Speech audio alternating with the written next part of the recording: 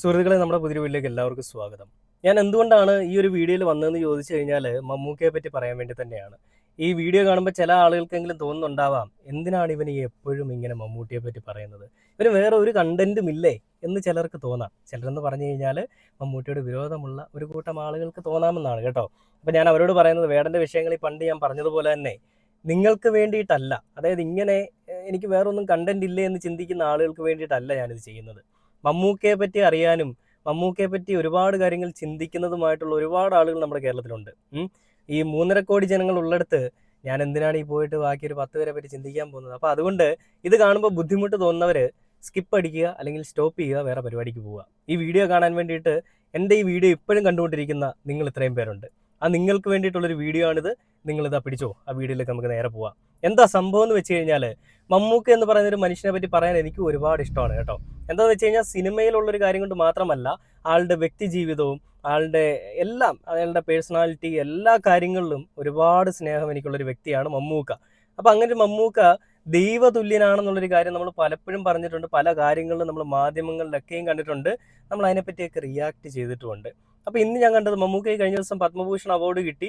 ആ അവാർഡ് കിട്ടിയ സമയത്ത് നമ്മുടെ പ്രകാശ് രാജ് സാർ പറഞ്ഞത് എന്താണെന്നുള്ളൊരു വീഡിയോ കൂടെ ഉണ്ട് കേട്ടോ. എന്തായാലും ഞാനിപ്പോൾ കാര്യങ്ങളിലേക്ക് പോകുന്നതിന് മുമ്പ് അതുകൂടെ നിങ്ങളെ കാണിച്ചിട്ട് നമുക്ക് ആ വീഡിയോയിലേക്ക് പോവാം.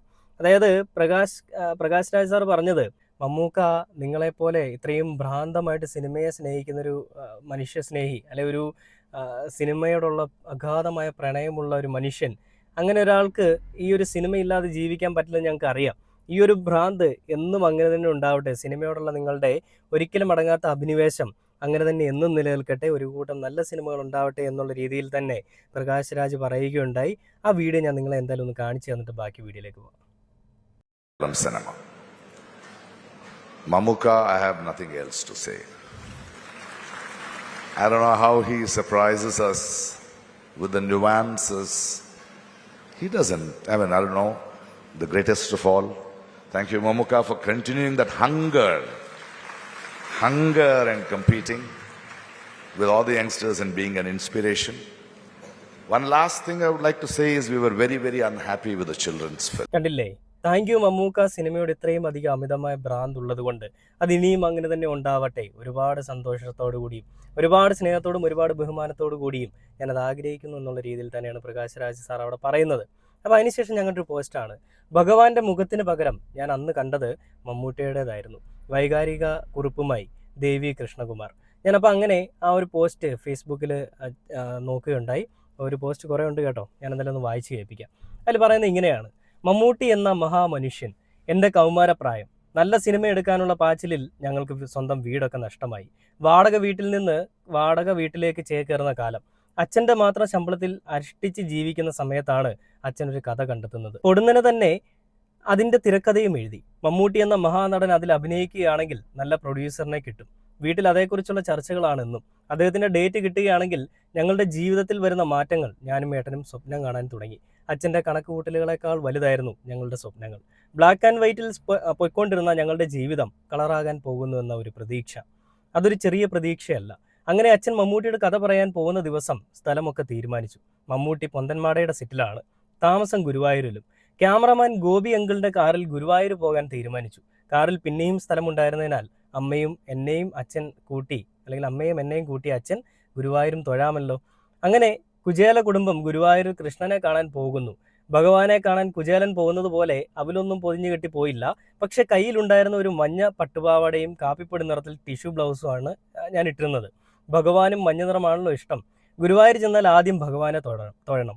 മമ്മൂട്ടിയുടെ ഡേറ്റ് കിട്ടാൻ പ്രാർത്ഥിക്കണം. അതോടെ ജീവിതം മാറി മറിയും. അറിഞ്ഞോ അറിയാതെയോ എവിടെയോ ഭഗവാനും മമ്മൂട്ടിയും അനുഗ്രഹിക്കണം എന്ന് തന്നെയാവും ഞാൻ ആഗ്രഹിച്ചത്.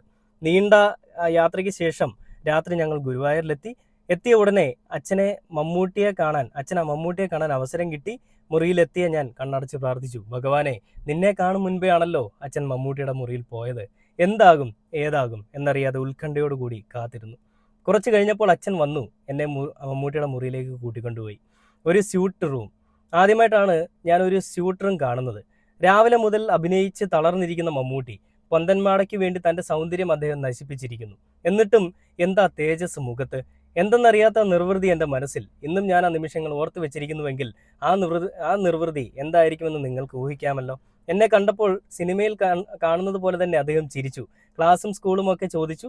പിന്നെ ചോദിച്ചു, നിനക്ക് ഇഷ്ടമുള്ള നടൻ ആരാണ്? അദ്ദേഹം ആ ചോദ്യം ചോദിച്ചപ്പോൾ ഉത്തരം നൽകിയത് അച്ഛനാണ്, അമീർ ഖാൻ. പക്ഷേ അമീർ ഖാൻ എൻ്റെ ചേട്ടൻ്റെ പ്രിയപ്പെട്ട നടനായിരുന്നു. അച്ഛൻ എന്തുകൊണ്ട് അതെൻ്റെ ഉത്തരമാക്കി? എനിക്കന്ന് ഹീറോലാലിൽ അഭിനയിച്ച നസറുദ്ദീൻ ഷായെയായിരുന്നു ഇഷ്ടം. അച്ഛൻ്റെ ഉത്തരം കേട്ട് അദ്ദേഹം ചിരിച്ചു. മമ്മൂട്ടിയെ കാണുകയാണെങ്കിൽ ചോദിക്കാൻ എന്തൊക്കെ ചോദ്യങ്ങളാണ് ഞാൻ കരുതിയിരുന്നത്. പക്ഷേ എല്ലാം എൻ്റെ മനസ്സിൽ നിന്ന് അപ്പാടെ മാഞ്ഞിരുന്നു. അദ്ദേഹം അച്ഛനുമായി സംസാരിച്ച് എന്തൊക്കെയോ ചിരിക്കുന്നുണ്ടായിരുന്നു. എല്ലാം അന്തം വിട്ട് ഞാൻ നോക്കിയിരുന്നു.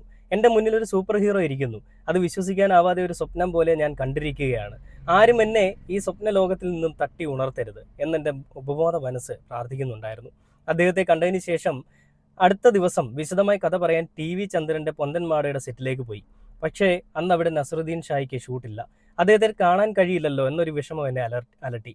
ഒരു വലിയ വീടിൻ്റെ കൈവരിയിൽ കിടന്ന് മാട അച്ഛൻ്റെ കഥയൊക്കെ കേട്ടു. ഒരു ദിവസം മുഴുവൻ ആ ഷൂട്ടിംഗ് ലൊക്കേഷനിൽ അദ്ദേഹത്തിൻ്റെ അഭിനയവും പെരുമാറ്റവും ഒക്കെ കണ്ടു.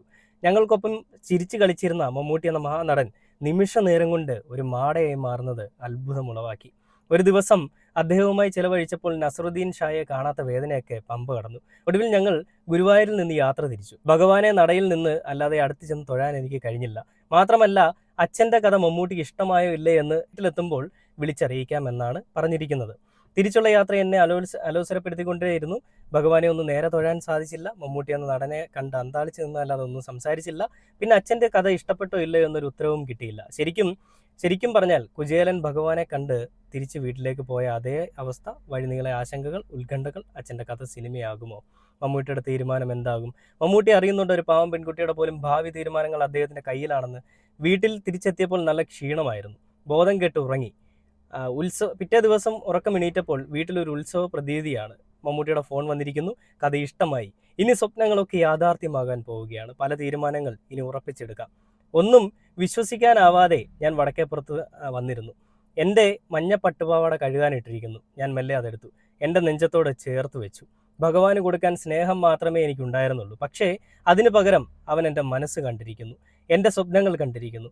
നടയിൽ നിന്ന് തൊഴുത എനിക്ക് ഭഗവാന്റെ മുഖം കാണാൻ കഴിഞ്ഞില്ല. അതുകൊണ്ട് തന്നെ ഭഗവാന്റെ മുഖത്തിന് പകരം ഞാൻ കണ്ടത് മമ്മൂട്ടിയുടേതായിരുന്നു. പിൽക്കാലത്ത് എൻ്റെ കല്യാണത്തിന് എന്നെ അനുഗ്രഹിക്കാൻ വന്ന അദ്ദേഹം വിലപിടിപ്പുള്ള സമ്മാനം എനിക്ക് തന്നു.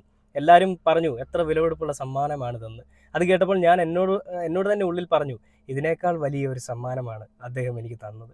ചിരിക്കാൻ മറന്നു നിന്നിരുന്ന ഇതെനിക്ക് വായിക്കുമ്പോൾ ഒരുപാട് സന്തോഷമാണ് കേട്ടോ. അതുകൊണ്ട് ഇങ്ങനെ എനിക്ക് കറക്റ്റായിട്ട് പറയാൻ പറ്റുന്നില്ല.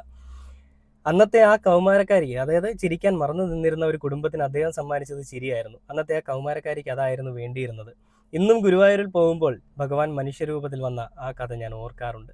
മഹാനടന് രാജ്യം ബഹുമതികൾ കൊടുത്ത് മാനിക്കുമ്പോൾ അതിനേക്കാൾ വലിയ ബഹുമതികൾ നൽകാവുന്ന കഥകൾ ആ മഹാനടൻ മനുഷ്യനായി പല മനസ്സുകളിലും കയറിയിട്ടുണ്ട് എന്നൊക്കെ പറഞ്ഞുകൊണ്ടാണ് ആ ഒരു പോസ്റ്റ്. എന്തുകൊണ്ടാണ് ഞാനിത് ഫുള്ള് നിങ്ങളെ വായിച്ച് കേൾപ്പിച്ചതെന്ന് ചോദിച്ചു കഴിഞ്ഞാൽ, മമ്മൂട്ടിയെപ്പറ്റി ഇപ്പോഴും കുറ്റം പറയുന്ന ഒരു കൂട്ടം ആളുകളുണ്ട്.